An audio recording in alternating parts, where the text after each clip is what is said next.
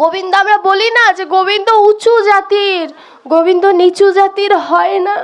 ভগবান বলছে আমি উঁচু নিচু মানি না, ভক্তিতে আমি ব্রাহ্মণেরও হই, ভক্তিতে আমি চণ্ডালেরও হই, অভক্তিতে আমি ব্রাহ্মণেরও নই। ভজনটা হচ্ছে হৃদয়ের। যদি বলি ভগবান যে ছোট জাতেরও হয় তার প্রমাণ কি? ভগবান যে ছোট জাতির হয় তার প্রমাণ দাও। শাস্ত্র আমাকে প্রমাণ দিচ্ছে যে প্রমাণ আছে। তুমি প্রমাণ চাও তো? প্রমাণ আছে। তিরুপান্না নামের এক ভক্ত ছিল। তিরুপান্না নামের একটি ভক্ত ছিল। তিনি গোবিন্দকে বড় ভালোবাসতেন। তামিলনাড়ুর শ্রীরঙ্গন কাবেরী নদীর তীরে তার বাড়ি ছিল। চণ্ডালের থেকেও তার জাতিটা নিচু। এতটা নিচু ছিল, মন্দিরে তাদের প্রবেশ নিষেধ, গোবিন্দের পূজা নিষেধ, এমন ছিল তার জীবন। কিন্তু তিরুপান্নার ভক্তিটা ছিল এত অটল যে গোবিন্দ ছাড়া সে আন বোঝে না। ব্রাহ্মণরা, অন্যান্য সমাজের লোকরা তাকে পছন্দ করতেন না। কিন্তু ওই যে অনুরাগ, লুকিয়ে লুকিয়ে যেখানে হরিবাসর হতো, যেখানে ভাগবত কথা হতো, তিরুপান্না লুকিয়ে লুকিয়ে সেখানে গোবিন্দের কথা শুনত আর ভাবত, গোবিন্দ তুমি যদি এই বৃন্দাবনের পোকামাকড় করে আমায় জন্ম দিতে, আমার বোধহয় ভালো হতো। এই মানব দেহ পেয়ে তোমার ওই চরণটা স্পর্শ করার কোনো অধিকার আমার নেই। এমন জন্ম তুমি আমায় কেন দিলে যে জন্মে আমি তোমায় ভজন করার মতো দেহ পেয়েও ভজন করতে পারবো না? এর থেকে আমাকে নর্দমার কীট করে দিতে তবুও ভালো ছিল। তিরুপান্নার এমন আবেগ দেখে ভগবান বলল, তোমাকে পরীক্ষা করতে হবে। একদিন ছোট ছেলে বাবাকে বলছে, বাবা মেলায় যাব, চলো আমাকে মেলায় নিয়ে চলো। বলছে ওই মেলায় যেতে নেই, আমরা তো নিচু জাতি, কারোর সাথে যদি ছোঁয়া লেগে যায় এক ঘরে করে রেখে দেবে। এ কথা যখন বলেছে, তিরুপান্নার মনে অভিমান এসেছে যে গোবিন্দ ভজন করতে তো পারলামই না, নিজের আনন্দের জন্য কোথাও যেতে পারবো না। মেলা প্রায় শেষের দিকে বাবা ছেলের মন খারাপ দেখে তিরুপান্নাকে বলছে, বাবা চল এখন মেলায় যাই। ছেলে বলছে, বাবা এখন যে কি করব? বাবা বলছে, যদি ভাগ্যে থাকে এখনো মেলায় যে কিছু পেতে পারি। তিরুপান্না মেলায় যাচ্ছে আর হাঁটতে হাঁটতে চিন্তা করছে, কি জানো বাবা, মেলায় কখনো যাচ্ছি যখন কেউ নেই, একদিন তো আমাকেও যেতে হবে যেদিন আমার পাশে কেউ থাকবে না। দেখো না ভাবনাটা কেমন। আরে বৈষ্ণব যেথায় থাকে সেথায় তার কাছে স্বর্গ, নরক বলতে বৈষ্ণবের কাছে কিছু নাই। ওই তিরুপান্না মেলার ভেতরে হাঁটে আর ভাবে, যদি আজ আমার দেহ থেকে প্রাণ পাখিটা বের হয়ে যায়, আমার পাশে তো কেউ থাকবে না। ওই ছোট্ট শিশুটি বুঝলো আর আমার মতো অধম বুঝলো না যে আমাদের কেউ থাকবে না। এই প্রাণ পাখিটা যখন বের হয়ে যাবে কেউ থাকবে না। ভগবান শ্রীকৃষ্ণই তার প্রমাণ। ভাবাবেশেই হোক যেভাবেই হোক, যখন তাকে তীরবিদ্ধ করেছিল কেউ কি তার ছিল? এটা কি আমাদের জন্য জীব শিক্ষা নয় যে ওরে জীব দেখে নে আমি ভগবান হওয়া সত্ত্বেও আমার কেউ রইল না, আর তোরা তো সাধারণ মানুষ। তিরুপান্না নয়ন জলে ভেসে ভেসে কাঁদছে আর বলছে, প্রভু যেদিন আমার কেউ থাকবে না সেদিন তুমি আমাকে পার করে দিও।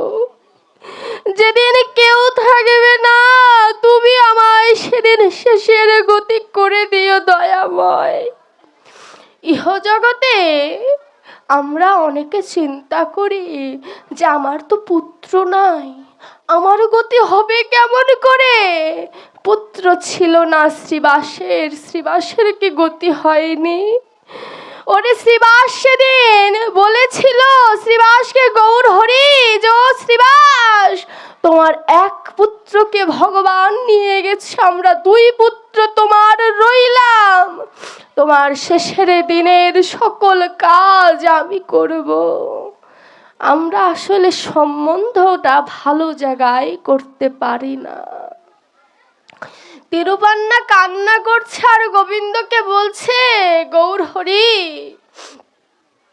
ইহ জগতে সবার অনেকে আছে, কিন্তু আমি এত বড় হতভাগা যে আমার মা বাবা আছে বটে, কিন্তু সৎ কাজ করার জন্য যা প্রয়োজন তা কেনার সামর্থ্য আমার নাই।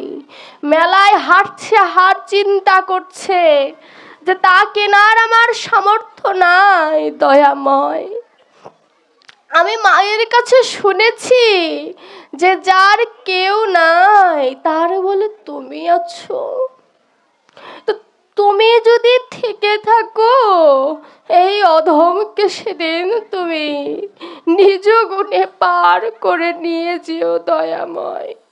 আমার গুণে বলবো না, কারণ আমার তো কোনো গুণ নেই, তুমি তোমার গুণে আমায় পার করে নিয়ে যেও। আর যদি পার না করো জানো এই জন্মে কেন কোনো জন্মেই পার হওয়া হবে না। তিরুপান্না নয়ন জলে কেঁদে কেঁদে হঠাৎ করে একটি পাথরের সাথে ধাক্কা লেগে পড়ে গেছে। পাথরটা উঠিয়ে দেখে একটি গোপাল, পাথরের গোপাল, হাতটা তার ভাঙা। মেলায় অনেক সময় দোকানও বসে না, পাথরের একটি দোকানে বসেছিল। ওই মূর্তি আনতে আনতে একটি গোপালের হাত ভেঙে গেছে, ওটা মেলায় বিক্রি হয়নি বলে ওই দোকানদার ওটা ফেলে দিয়ে গেছে। ওটা পেয়ে ডাক দিচ্ছে, বাবা দেখো আমি অমূল্য ধন পেয়েছি, দেখে যাও। বাবা এসে যখন দেখে গোপাল, বলছে গোপাল রেখে দে বাবা, গঙ্গা জলে দিয়ে দে, কাবেরী নদীর তীরে দিয়ে দে। গোপাল স্পর্শ করেছে সে কথা যদি ব্রাহ্মণেরা জানে, এ কথা যদি উঁচু জাতিরা জানে, আগুন জ্বালিয়ে দেবে রে ঘরে, ফেলে দে। বলছে বাবা তুমি কাদের কথা বলছো?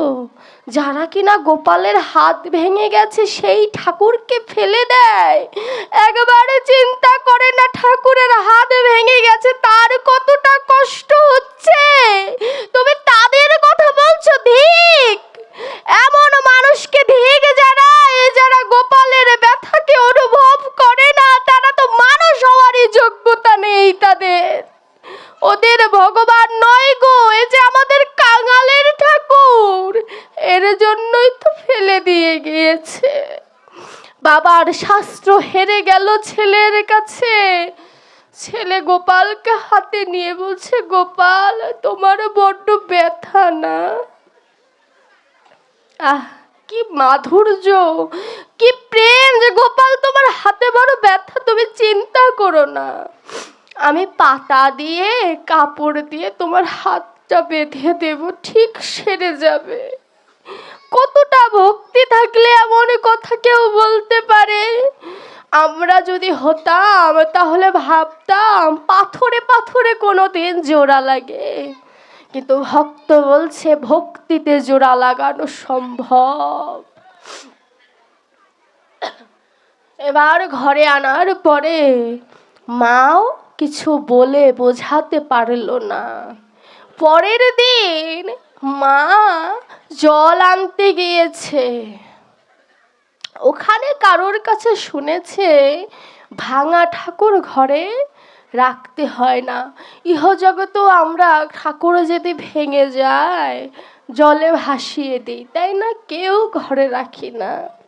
কিন্তু ভক্ত সেই ঠাকুরকে দেখে কাঁদে, ভক্ত কিন্তু ভাসিয়ে দেওয়ার কথা চিন্তা করে না। এটাই এর প্রমাণ যে আমরা গোবিন্দকে যেভাবে দেখি, বৈষ্ণব ভক্ত সেভাবে গোবিন্দকে দেখে না। এর জন্য আমার সাথে বৈষ্ণবের এত তফাৎ। তো মা ঘরে এসে পুত্রকে বলছে, বাবা ভাঙা ঠাকুর ঘরে রাখতে হয় না, কাবেরী নদীর তীরে ভাসিয়ে দে। পুত্র বলছে, মা তোমাকে আমি একটু প্রশ্ন করব, তারপরে আমি ফেলে দিয়ে আসবো। বলছে, কি প্রশ্ন? মনে করো আমার হাত ভেঙে গেছে, তুমি কি করবে? বলছে, তোকে আরো আদর যত্ন করব, হাতে খাইয়ে দেব, ঘুম পাড়িয়ে দেব, স্নান করিয়ে দেব। বলছো আমি তোমার ছেলে, তাই করবে তাই না? আচ্ছা মা, তোমার গর্ভে থেকে আমার সৃষ্টি, তাই তুমি আমায় ভালোবাসবে। আর যে কিনা তোমাকে গর্ভে পাঠিয়েছে যে ভগবান, তার যে হাত ভেঙে গেছে, তুমি তাকে সেবা করবে না? যার কারণে তুমি মা হতে পেরেছো, সেই গোবিন্দের হাত ভেঙে গেছে, তুমি কি তাকে সেবা করবে না? মা কেঁদে ফেলেছে, বুঝতে পেরেছে যে ছেলের ভিতরে প্রেম উদয় হয়েছে, ভক্তির উদয় হয়েছে। এবার মায়ের কাছে বলেছে এবার সেবা দেবে গোবিন্দকে। যা রান্না করেছে সামর্থ্য অনুযায়ী রন্ধনশালা থেকে মা রান্না করে পুত্রের হাতে দিয়ে বলেছে, যাও তুমি সেবা দিয়ে আসো। এবার গোবিন্দের সামনে যে বলছে, গোবিন্দ তুমি খাও। তুমি খাবে না? খাও না তুমি।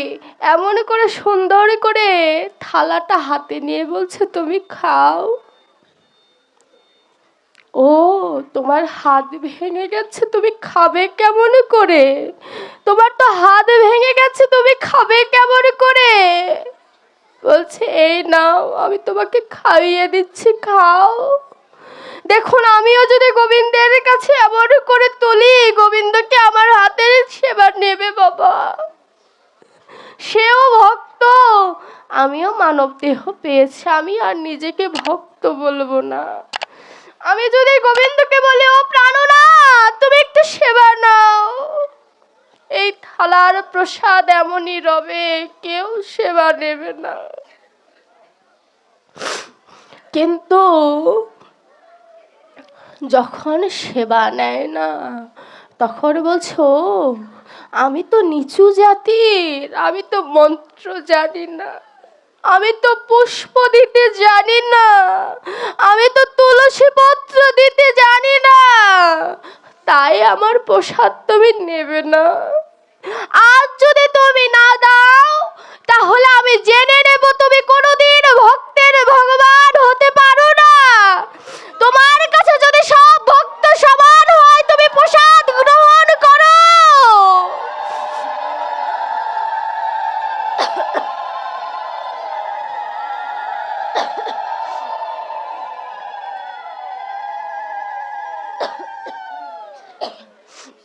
তোমার কাছে যদি সব ভক্তই যদি সমান হয়, আজ তুমি আমার সেবা গ্রহণ করো দয়াময়। এই কথা ভক্তের সাজে আমি তো বলতে পারি না। আমি কেন পারি না? কারণ আমারও ডাকে চতুরতা আছে, আমার ডাকে কপটতা আছে। কিন্তু ভক্তের ডাক শিশুর মতো কোমল ডাক, যে ডাক, যেমন মা যদি শিশুর কান্না শোনে স্থির থাকতে পারে না, তদ্রূপ ভক্ত যদি আকুল প্রাণে ডেকে গোবিন্দকে স্মরণ করে, গোবিন্দও আর স্থির থাকতে পারে না। গোবিন্দ তখন ভক্তের চরণে আশ্রয় নেয় বাবা। যখন এমন করে বলছে, সেবা নিচ্ছে না। সেবা এত সহজে কি গোবিন্দকে ডাকলেই গোবিন্দ আসে? গোবিন্দ আসছে না। বলছো তুমি আসবে না, ঠিক আছে, তুমি যদি নাই আসো, পাশে থেকে বটি তুলে নিয়ে বলেছে তুমি যদি নাই আসো এখনই আমি নিজের শিরচ্ছেদ করব। এই বলে যখন বটি দিয়ে যখন আঘাত করতে গিয়েছে নিজের গায়ে, গোবিন্দ তখন প্রকট হয়ে বলছে দাঁড়াও।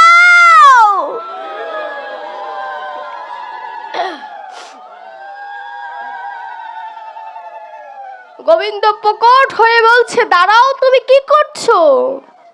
তুমি এ কাজ আমার সামনে করতে পারো না। বলছে এতক্ষণে আসার তোমার সময় হলো? তুমি কেন বলো তো ভক্তদের এত যন্ত্রণা দাও? যন্ত্রণা দিতে ভালো লাগে না। যেদিন তুমি যন্ত্রণার কবলে পড়বে সেদিন তুমি আর ভক্তকে যন্ত্রণা দেবে না। অনুরাগ আর রাগ দুটো কিন্তু দু জিনিস। ভক্ত ভগবানকে অনুরাগ দেখায়, রাগ দেখায় না। অনুরাগে বলছে তুমি এত কেন কষ্ট দাও বলো তো, এই নাও আমি তোমাকে খাইয়ে দিচ্ছি। গোবিন্দ বলছে তো আমি একাই খাবো, তুমি খাবে না? তুমি খাবে না, তুমি আগে খাও। দেখুন কত অপ্রাকৃত, কত মধুময় নীলা। একবার ভক্ত সেবা নেয়, একবার গোবিন্দ সেবা নেয়। জগৎজীবকে বলছে দেখে যাও তোমরা, যাকে কেউ উচ্ছিষ্ট দেওয়ার সাহস পায় না সেই ভগবান নিজে এসে ভক্তের উচ্ছিষ্ট সেবা নিচ্ছে। যেমন গোষ্ঠীর সময় সখাগণেরা গোবিন্দকে সেবা দিত, নিজেরা সেবা নিত, ঠিক তেমন করে আজ এই অপ্রাকৃত নীলা মাধুর্য দুজনে একে অপরকে আস্বাদন করছে। এভাবে যখন সুন্দর করে দু ভক্ত ভগবানের ভাব বিনিময় হচ্ছে, এবার মায়ের কাছে গিয়ে বলছে মা, আমার গোবিন্দের বড় ব্যথা, অনেক দিন হয়ে গেল হাতটা বেঁধে রেখেছি, সুস্থ হবে কেমন করে বলো তো? আচ্ছা আমি যখন অসুস্থ হই তুমি কাকে স্মরণ করো? বলছে তুই যখন অসুস্থ হোস আমি গোবিন্দকে স্মরণ করি। আচ্ছা মা, আজ তো গোবিন্দ অসুস্থ, আজ আমি কাকে ডাকবো? বলছে গোবিন্দ অসুস্থ হলে কাকে ডাকবি? তুই রাধারানীকে ডাকতে পারিস। রাধারানী তোকে একটা না একটা ব্যবস্থা করে দেবে। আমরাও তো গোবিন্দের জন্য একবার রাধে রাধে বলি, রাধে রাধে, হরি বল।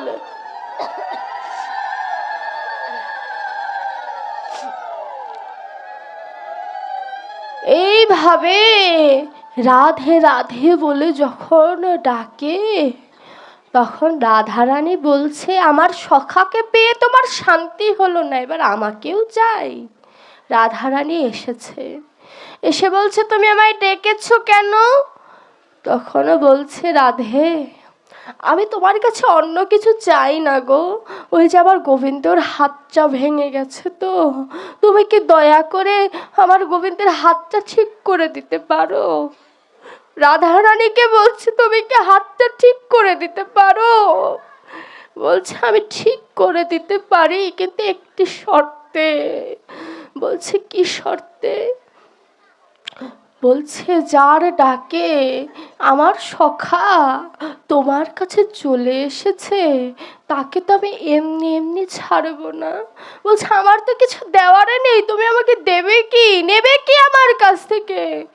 বলছে আমি নেব, কি নেব জানো? আমি তোমার ওই চরণ ধুলি আমার অঙ্গে মাখবো। রাধা রানী বলছে আমি তোমার ওই চরণ ধুলি অঙ্গে মাগবো। কেন মাগবো জানো? এমন ভক্ত এখনো পৃথিবীতে আছে যে কিনা আমার গোবিন্দকে নিজের ঘরে হাত ভেঙেছে বলে রেখে দিতে পারে। দেখুন কত ভালোবাসা। রাধা রানী বলছে এমন ভক্ত আছে। এই পৃথিবীতে সবাই গোবিন্দকে কত রকম ভাবে ভালোবাসে, কিন্তু গোবিন্দের হাত ভেঙে গেছে বলে এমন করে কেউ ভালোবাসতে পারে বাবা? কোনোদিন কি চিন্তা করেছি যে আমার গোবিন্দ ভালো আছে কিনা, ওর জ্বর ঠান্ডা এসেছে কিনা? এই যে শীতকাল চলছে আমাদের ঠান্ডা লাগে, আমার গোবিন্দের ঠান্ডা লাগে কিনা চিন্তা করেছি বাবা? গোপাল গোপাল বলে তো কত নাচে, কত আনন্দ করি, কত সেবা দেই। কোনোদিন কি জিজ্ঞাসা করেছি ওরে গোপাল তোর কি ভালো লাগে, তুই কি ভালো আছিস কিনা? যে জিজ্ঞাসা করতে পেরেছে সেই তো যশোদা মা, সেই তো দেবকী, সেই তো সকল কিছু। আমার জিজ্ঞাসা করাও হলো না, আমার গোবিন্দের সাথে আমার কোনো সম্বন্ধও করা হলো না। ইহ জগতে যখন শরীরটা অসুস্থ হয়ে যায়, তখন সুস্থ শরীর থাকলে যে কত শান্তিতে থাকি এটা বোঝা যায়। তদরূপ ভক্ত চিন্তা করে কি জানো? যতক্ষণ সেবা সঙ্গনে থাকি ততক্ষণে বোধ হয় শান্তির জায়গা। যখন মায়ার ঘরে ঢুকে যায় তখন যন্ত্রণা, লোভ, লালসা সকল কিছু ঘিরে ধরে আর বলে তোকে আর বৃন্দাবনে যেতে দেব না। ওই মায়াটাকে কাটিয়ে যে কিনা শিশুর মতো মন নিয়ে বৃন্দাবনে আসতে পারে, গোবিন্দ বলছে আমি তার কাছে জন্ম জন্মান্তরের বাধা, আমি তার কাছে জন্ম জন্মান্তরের বাধা রে। তুই একবার আমায় ডেকে দেখ, দেখবি তোর সকল কিছু আমি গ্রহণ করব, তোর কোনো চিন্তাই করতে হবে না। ওই তিরুপ্পান তখন রাধারানীকে যখন এভাবে বলছে, রাধারানী যখন বলছে চরণ ধুলি দাও, বলছে তুমি একই কথা বলছো, তোমায় আমি চরণ ধুলি দেবো? আমি কি বোকা নাকি? যাকে আমার গোবিন্দ ভজে তাকে আমি চরণ ধুলি দেব, আমি বোকা নাকি? রাধারানী বলছে জানো আমরা যুগল হয়ে কাকে ভজন করি? গোবিন্দ আমায় ভজে, আমি গোবিন্দকে ভজি। আর আমরা যুগল হয়ে কাকে ভজন করি জানো? বলছে কাকে ভজন করো? বলছে তোমার মতো যত ভক্ত আছে তাদের আমরা ভজন করি, তাদেরকে আমরা ভালোবাসি।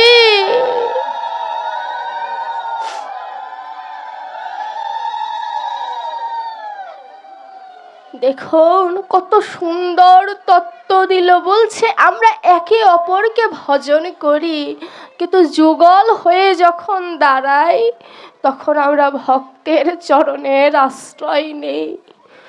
তিরোত্তন হাসবে না কাঁদবে কিছু বুঝতে পারছে না, ছোট শিশু তো। বলছে আমি অত কিছু বুঝি না, তুমি আমার গোবিন্দের হাতটা ভালো করে দাও, তোমার গোবিন্দকে আমার কাছে দিয়ে দাও। বলছে গোবিন্দকে তো একা দেব না। বলছে তুমি থেকে যাও, তুমি যেহেতু একা দেবে না, তুমি গোবিন্দের সাথে থেকে যাও। বলছে তুমি আমায় রাখবে? বলছে হ্যাঁ আমি রাখবো, তুমি যদি থাকো। এই যে ভালোবাসা, আমি রাখবো তুমি যদি থাকো। এইভাবে কোনোদিন গোবিন্দকে বলতে পেরেছি যে আমি রাখবো তুমি যদি থাকো? আমরা তো এ কথা বলিই না কোনোদিন গোবিন্দকে যে আমি রাখবো, কারণ রাখবো বললে তো রাখতে হবে, এর জন্যই তার কাছ থেকে সবসময় ছুটে ছুটে পালায়। কিন্তু আপনাদের মতো ভক্ত কখনো ছোটে না, ছোটে ঠিক কিন্তু ভক্তের চরণের পেছনে ছোটে, সংসারের পেছনে ছোটে না।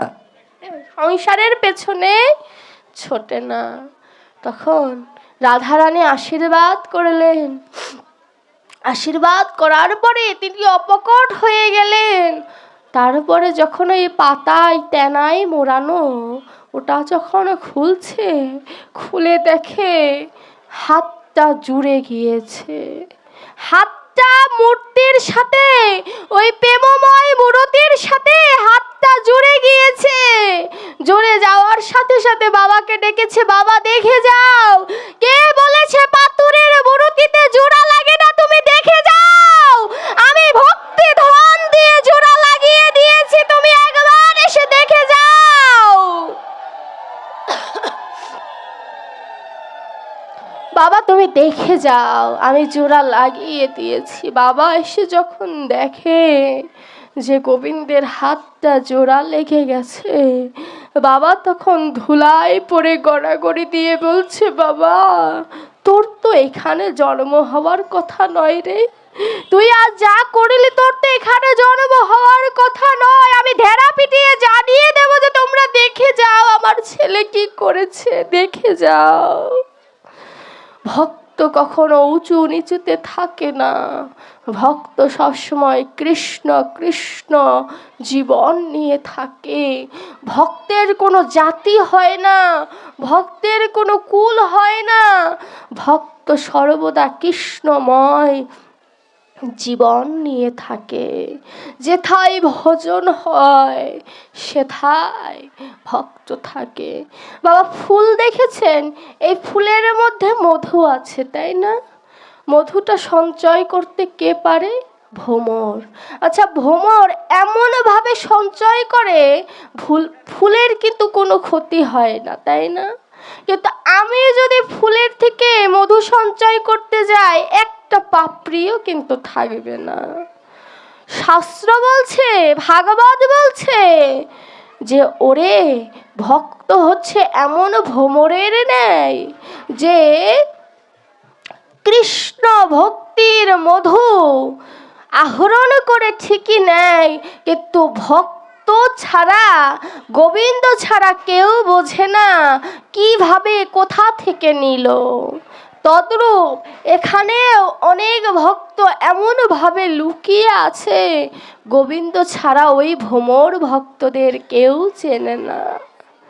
ওই ভ্রমর ভক্তরা, এই যে আমি বলছি না, এখান থেকে যতটুকু মধু তার নেওয়া প্রয়োজন ততটুকু মধু নিয়ে চলে যাবে, ওই গোবিন্দ ছাড়া কেউ বুঝবে না। এর জন্য এই শ্রীবাসের আঙিনায় আসলে ছোট বড় বিচার করতে নাই।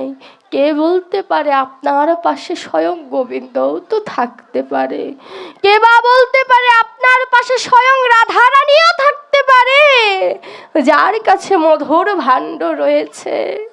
এর জন্য কখনো ভক্ত অভক্ত এই বিচার করতে নাই, সকলেই সমান। যার ভেতরে সমদর্শন ভাব এসেছে, শাস্ত্র বলছে সেই তো উত্তম। ভাগবতে কি বলছে? তত্তেনুকাম্পাং সমীক্ষমান ভুঞ্জানি ভমিত্বং কীর্তং বিপাকর্ম হৃদব্যাপ বিধিনান নমস্তে জীবেত যমুক্তি পদে দায় ভাবতে।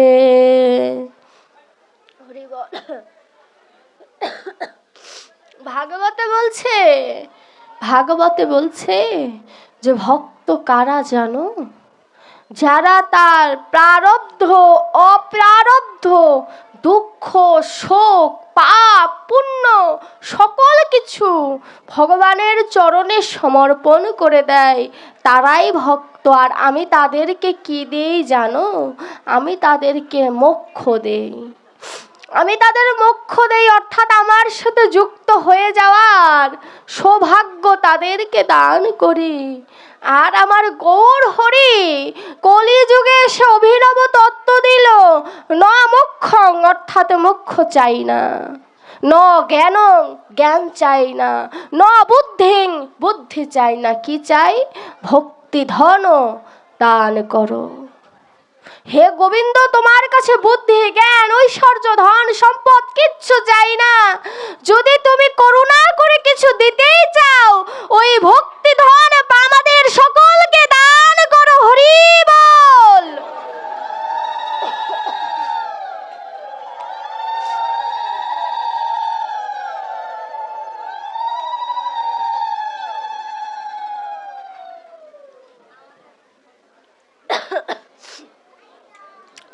ওই ভক্তি ধন যদি আমায় দান করতে পারো, তাহলে আমি তোমার সকল কিছু নিজের বলে গ্রহণ করব, তোমার বলে আর কিছুই রাখবো না।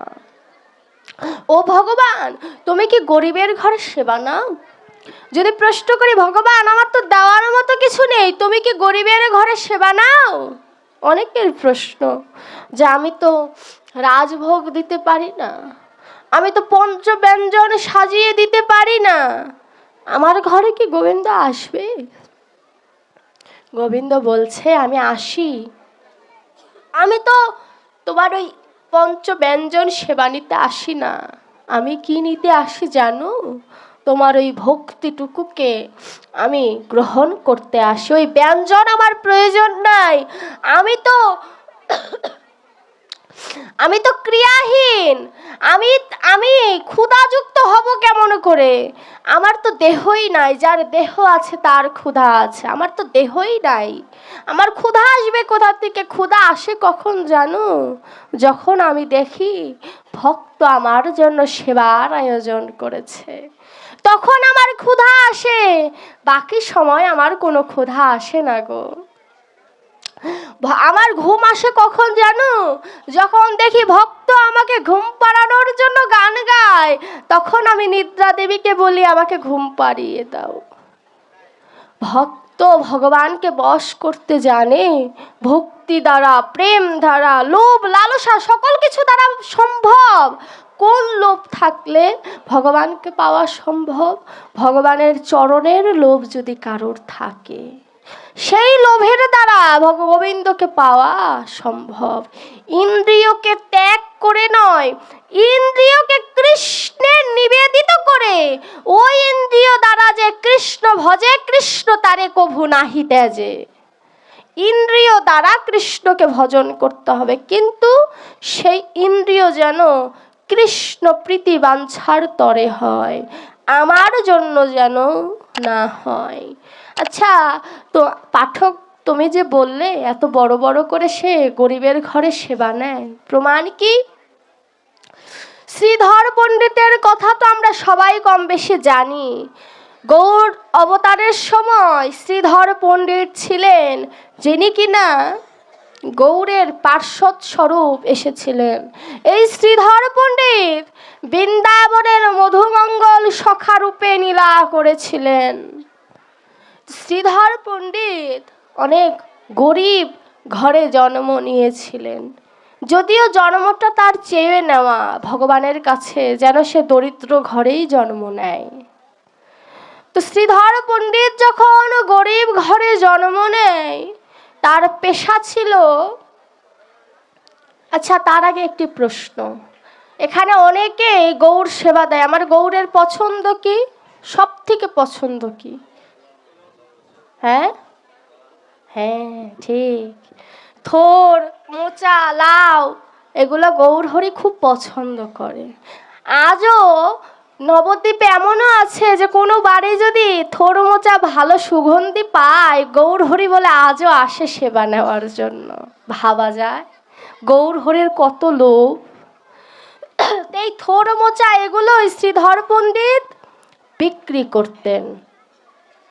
শ্রীধর পণ্ডিতের জীবিকা ছিল এগুলো বিক্রি করা। তো প্রতিদিন গৌর হরি কি করতেন? অর্থ দিতেন না, অর্থ না দিয়ে প্রতিদিন ওই থোর মোচাগুলো নিজে নিজেই তুলে চলে যেত। একদিন শ্রীধর পণ্ডিত ভাবলেন, ব্যবসায় কোনোদিন সম্পর্ক নাই, চিন্তা করুন, পণ্ডিত হয়ে বলছে ব্যবসায় কোনো সম্পর্ক নাই, সম্পর্ক ঘরে, ব্যবসায় কোনো সম্পর্ক নাই। আজ গৌর আসুক, গৌরের কাছে কড়ায় গন্ডায় করি ওসুল করে নেব। যে কিনা জগতের করি ওসুল করে, মনে মনে বলছে তার করি আজ আমি ওসুল করে নেব। শ্রীধর পণ্ডিত গৌর যখন লাউ নিয়ে বাড়ির উদ্দেশ্যে যাচ্ছে, শ্রীধর পণ্ডিত গৌরকে বলল, দাঁড়াও, কোথায় যাচ্ছ তুমি? প্রতিদিন চলে যাও, আমি কিচ্ছু বলি না তোমাকে, আজ তোমাকে যেতে দেব না, দাঁড়াও, কোথায় যাচ্ছ তুমি? এত বড় স্পর্ধা তোমার, প্রতিদিন তুমি আমাকে অর্থ না দিয়ে চলে যাও।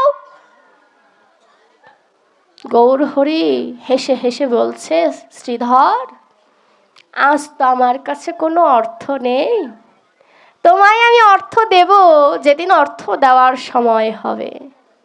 কথাটা এমন বলবে না, কিন্তু কথাটা এমনও বলেনি, বলেছে কি, শ্রীধর, তোমাকে আমি করি দেব যেদিন তোমার করি থাকবে না সেদিন দেব।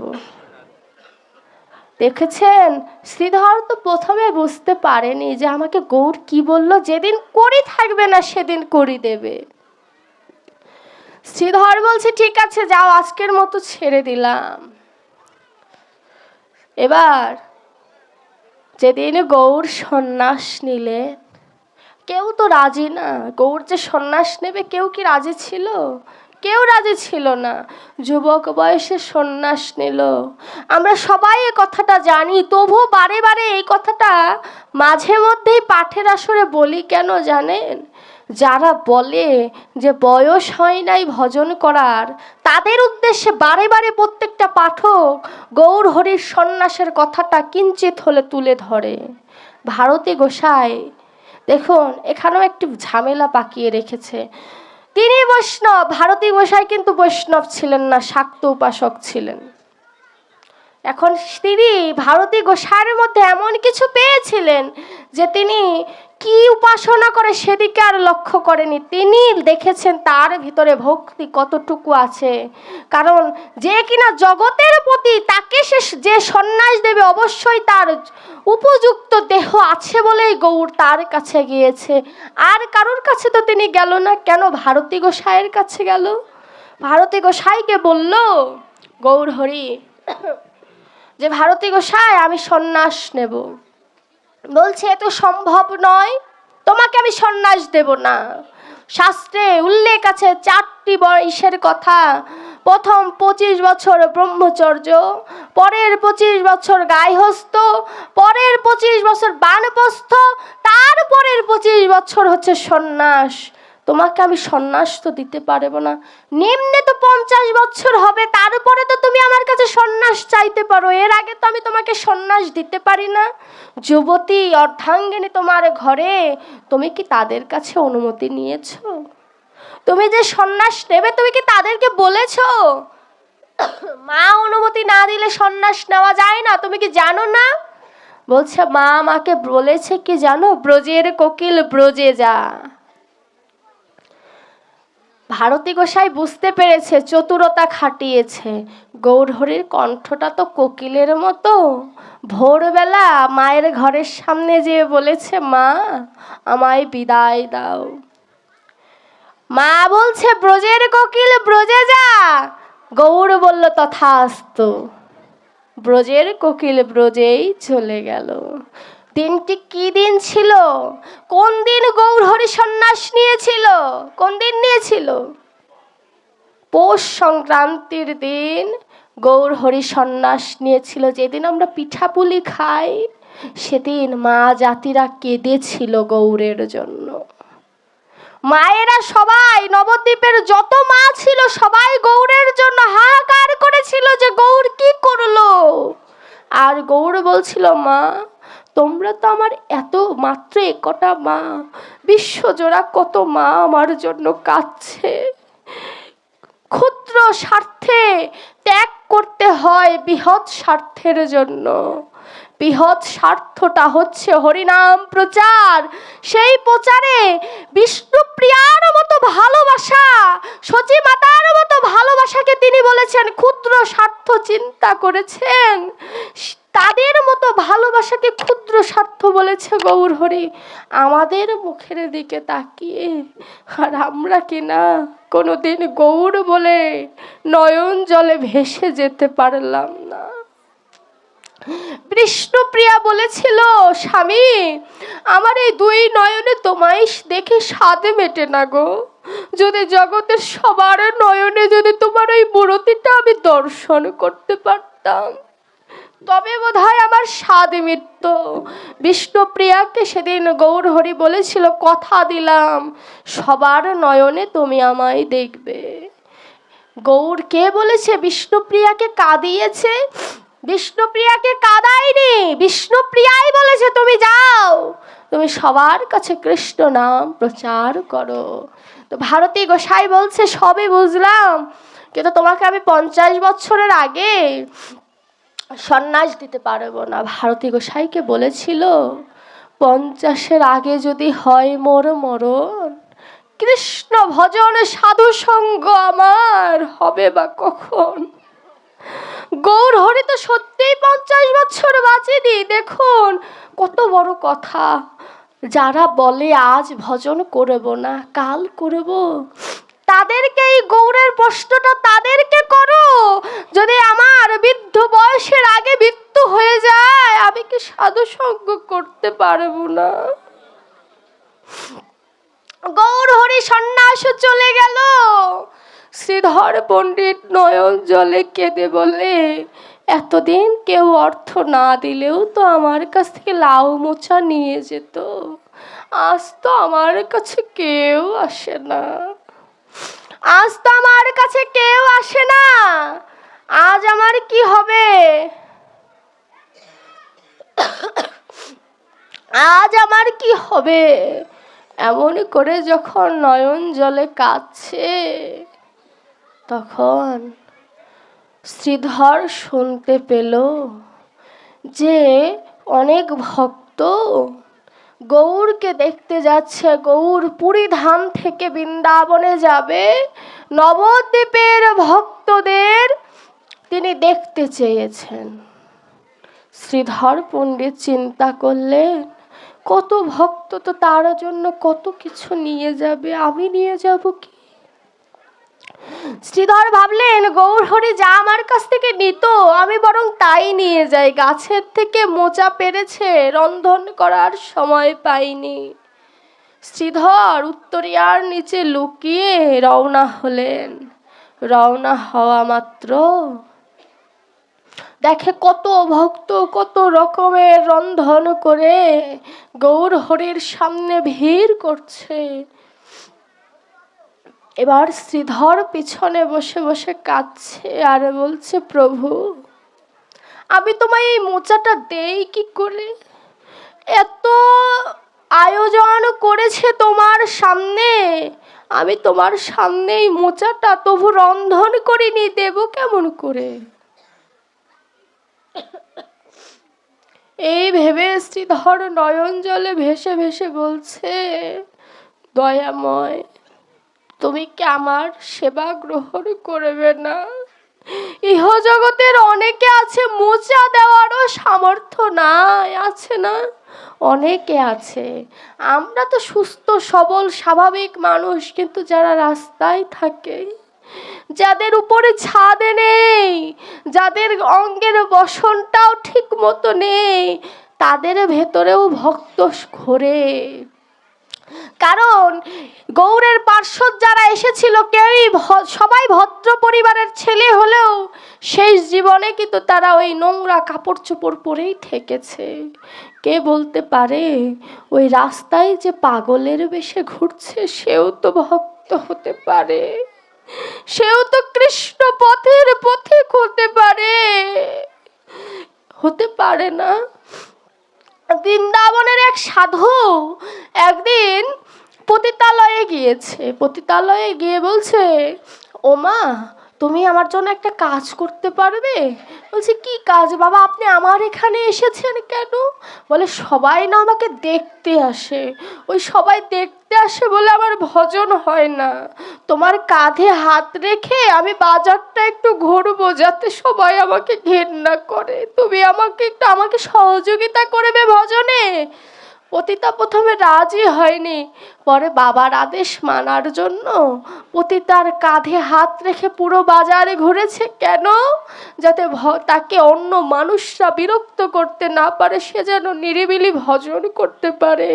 ভক্ত কোনোদিন প্রকাশে থাকে না, এ যেন জীবকে শিক্ষা দিচ্ছে, ভজন যদি করতে হয় অন্তরে করো, যে গোপনে গোপীর গোবিন্দ ভজে সেই তো গোপী। প্রকাশে তুমি ভজো না, গোপনে তাকে ভজো। আজও কেউ বলতে পারবে না গোপীরা কি ভজন করে গোবিন্দকে পেয়েছিল, পারবে কেউ? এত রাইটার আছে, কোন রাইটার বলতে পারবে না যে কোন নাম করে গোবিন্দকে পেয়েছিল গোপীরা। এতটা গোপনে তাদের ভজন ছিল। কিন্তু এখন কেউ গোপনে ভজে না, লোক দেখিয়ে ভজন করে। এর জন্যই ভক্ত চরিত্র জানতে হবে, ভাগবতের ভক্ত চরিত্রগুলোকে উপলব্ধি করতে হবে, তবেই তো ভজনটাকে আমার শিক্ষারূপে লাভ করতে পারবো। শ্রীধর পণ্ডিত পেছনে পেছনে কাঁদছে আর বলছে, গৌর, তোমাকে যতদিন তুমি নবদ্বীপে ছিলে, তোমাকে ভালো করে কোনোদিন গৌর বলে ডাকিনি। তুমি কি আমাকে সাড়া দেবে না? যারা গৌরকে হেয় করত, নিন্দা করত, আশ্চর্যের বিষয়, যেদিন গৌর নবদ্বীপ ছেড়ে চলে গেল, তারাই গৌর বলে নয়নের জলে ভেসে ধুলায় গড়াগড়ি দিয়েছে। যারা গৌরকে দেখতে পারত না, তারাই গৌর গৌর বলে কেঁদেছে। গৌর বলছে কি জানো, ভক্ত তো আমার জন্য কাঁদবে, কিন্তু যারা আমার ভক্ত না তাদের জন্য বড় চিন্তা আমার। কি চিন্তা জানো? যারা ভক্ত তারা তো আমাকে পাবে, কিন্তু আমার যে সন্তানরা আমাকে ডাকলো না, তাদের কি হবে? ভগবান তাদের কথা চিন্তা করে। আর আমার মতো অধম কোনোদিন গৌরের কথা, গোবিন্দের কথা চিন্তা করলাম না মা, কোনোদিন চিন্তা করলাম। তা শ্রীধর পেছনে বসে বসে কাঁদছে যে, দয়াময়, আমি কি আমার গৌর সোনাকে কি সেবা দিতে পারবো না? তখন গৌর হরি নিত্যানন্দ দাদাকে পাঠিয়ে দিল, বলল, দাদা, পেছনে এক আমার বোকা ভক্ত বসে আছে, যাও ওকে নিয়ে আসো। নিত্যানন্দ দাদা শ্রীধর পণ্ডিতের কাছে যেয়ে বলছে, শ্রীধর, ওঠো, তুমি বসে রয়েছো কেন? গৌর তোমাকে ডেকেছে, তুমি যাবে না গৌরের কাছে? বলছে, এতক্ষণে তার ডাকার সময় হলো। এবার শ্রীধর যখন গৌরের সামনে গিয়েছে, কে বলেছে আমার গৌরের খিদে নেই, গৌরের লোভ নেই? লোভ আছে। গৌর হরি বলছে, শ্রীধর, সবাই তো আমার জন্য অনেক কিছু এনেছে, তুমি আমার জন্য কিছু আনোনি। তুমি কি আমার জন্য কিছু আনোনি? কে দেখে নাও, গৌরেরও লোভ আছে কোথায় জানো? যেইখানে ভক্তের ভক্তি আছে, সেখানে আমার গৌরের লোভও আছে। আবার গৌর বলছে, তুমি কিছু আনোনি? তুমি যদি কিছু না এনে থাকো তবে এসেছো কেন? কিছু আনোনি তুমি? গৌর নয়ন জলে ভেসে ভেসে যখন শ্রীধরকে তর্জনী তুলে তুলে বলছে, শ্রীধর বলেছে, এনেছি প্রভু, তোমাকে দেওয়ার সাহস পাচ্ছি না। বলছো, আমাকে ভালোবাসতে গেলে সাহসের প্রয়োজন? কি ভালোবেসেছো তুমি আমাকে? হ্যাঁ, কি ভালোবেসেছো তুমি আমাকে? ভালোবাসতে তোমার সাহসের প্রয়োজন? যে কি এনেছো আমার জন্য? উত্তরিয়া থেকে মোচা এনে বের করলো, বলছে, তুমি আমাকে মোচা দিচ্ছ? শ্রীধর, তোমার মনে পড়ে নবদ্বীপে যখন আমি তোমার কাছ থেকে মোচা নিতাম, তুমি আমার কাছে কড়ি চেয়েছিলে, মনে পড়ে? শ্রীধর বলছে, প্রভু, আমাকে লজ্জা দিও না, আমাকে লজ্জা দিও না তুমি, দয়াময়। গৌর হরি নিত্যানন্দ দাদাকে বলল, দাদা, তুমি সকলকে জানিয়ে দাও, আমি আরেক দিন পুরীতে থাকবো কেন জানো? আমার এই ভক্তের মোচা আমি আগে সেবা নেব, তারপরে আমি বৃন্দাবনে যাব। তুমি ঢেরা পিটিয়ে জানিয়ে দাও।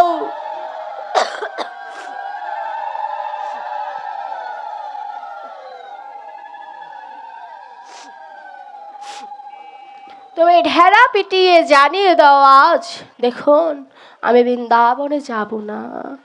শুধুমাত্র মোচা রান্না খাবে বলে এত তার মোচার প্রতি লোভ, আসলে কি তাই? আসলে বিষয়টা তাই নয়। ভক্তের হৃদয়ে ব্যথা লাগবে যদি তিনি আজ বৃন্দাবনে চলে যায়। তাই ভক্তের হৃদয়ে যাতে ব্যথা না লাগে এবং জীবকে যাতে শিক্ষা দিতে পারে, তাই তো আমার গৌর হরি পুরীতে রয়ে গেলেন। এবার শ্রীধরকে বলল, শ্রীধর তুমি তো আমাকে মোচা দিলে, আমার কাছে কিছু চাইবে না? শ্রীধর বলছে, কি বলছে শুনুন। এ যেন জগৎ জীবের পক্ষ থেকে বলছে, প্রভু সেদিন বুঝিনি, আজ বুঝেছি। তুমি আমাকে বলেছিলে না তোমায় আমি করি দেব, যেদিন তোমার করি থাকবে না সেদিন দেব, বলেছিলে না? আজ তোমাকে করি দিতে হবে। বলছে আজও তো আমার করি নেই। বলছে আজ তো তোমার কাছে আমি করি চাই না, চাইছি কোন দিন জানো?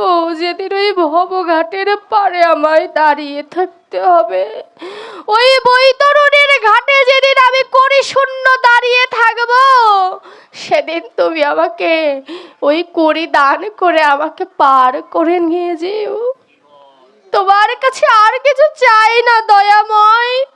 শুধু আমার নয়, যে ভক্তরা তোমাকে ভালোবাসবে, তুমি কথা দাও সেই ভক্তের যদি করি না থাকে, তুমি তাকে করি দিয়ে পার করে দেবে দয়াময়, কথা দাও। দেখো না ভক্ত কাকে বলে? ভক্ত কোনোদিন নিজের সুখের কথা ভাবে না।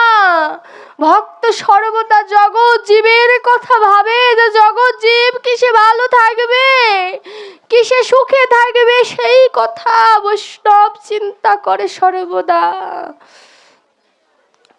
দেখুন শ্রীধর পণ্ডিত যখন গৌরকে বলল, গৌর তুমি আমায় পার করে দিও, গৌর কি বলছে জানে?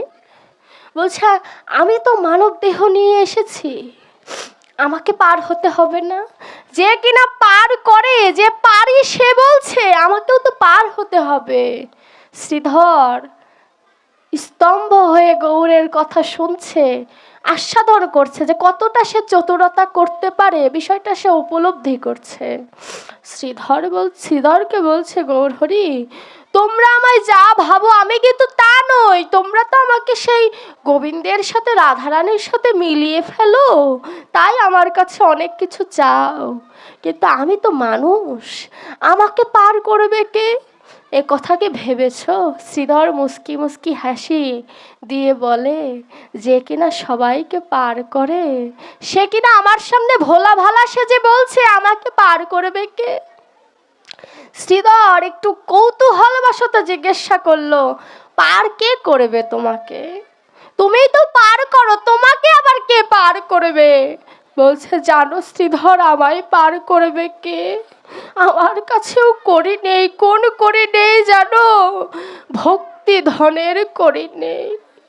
ও শ্রীধর আমি যদি পার হতে না পারি, শ্রীধরের মতো যত ভক্ত আছে সবার কাছে গৌরে নিবেদন করলো তোমরা আমায় পার করে দিও। গৌর হরি ভক্তদের কাছে নিবেদন করলো, ভক্ত তোমরা আমায় পার করে দিও। তোমরা আমাকে শুধু পার করবে না, আরো কি করবে জানো? সবাই তো আমাকে ওই পঞ্চব্যঞ্জন সেবা দেয়, আমি ওই পঞ্চব্যঞ্জন নয়। তুমি যে সেবা নাও, কোনো ভক্ত যদি ওই উচ্ছিষ্ট প্রসাদ যদি আমায় দিত, ওই প্রসাদ আমি যদি একটু সেবা নিতে পারতাম, তবে বোধহয় আমি মহা মহা প্রসাদ পেতাম। এটাই যেন ভগবান ভক্তের অপ্রাকৃত ভালোবাসা। এই শ্রীধর পণ্ডিত বা ভক্ত চরিত্রগুলো আমাদের উপলব্ধির বিষয়। আসলে আমাদের এই যে আমরা আলোচনা করি, পাঠকরা, আমার এই যে দাদু বললেন ভাগবতের কথা ধরে ধরে বলা, ভক্ত চরিত্রগুলো ভাগবতের বাহিরে নয়, উপলব্ধি করতে হবে। বিল্লমঙ্গল বাবাজি, গোপীনাথ বাবাজি, আরও যারা আছে ভক্ত চরিত্রগুলো যে ব্যাখ্যা করে, চৈতন্য ভাগবতের থেকে ব্যাখ্যা করে, ভক্তিমাল গ্রন্থ থেকে ব্যাখ্যা করে, সকল কিছুই একটি ভাগবত স্বরূপ, ক্ষুদ্র ভাগবত বলা চলে। ভাগবত অনেক প্রকারের আছে, কিন্তু আমার সামনে দুটি ভাগবত আছে। কেমন জানেন? একটি স্থির ভাগবত আর আপনাদের মতো চলন্ত ভাগবত। আপনারা সবাই আমার কাছে চলন্ত ভাগবত। সকল ভাগবতের চরণে আমার শত সহস্র কোটি প্রণাম। উপলব্ধির বিষয়। হরি বল।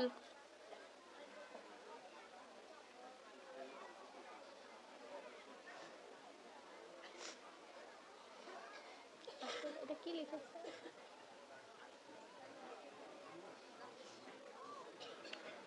মাধুকরী। এটা তো ভাগবত শেষে পাঠককে দান করতেই হয়। এটা তো কমিটির লোকরা তো এটা পায় না। মাধুকরীর কথা বলে নাই আমাদেরকে, বলছে মা, ওই যে মা,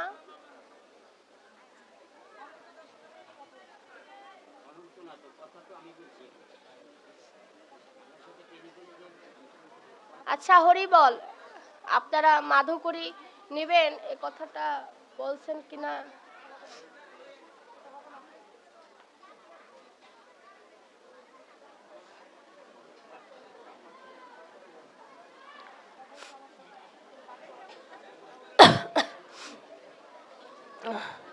হরে কৃষ্ণ, আমার দিকে ধ্যান দিন। হরি বল।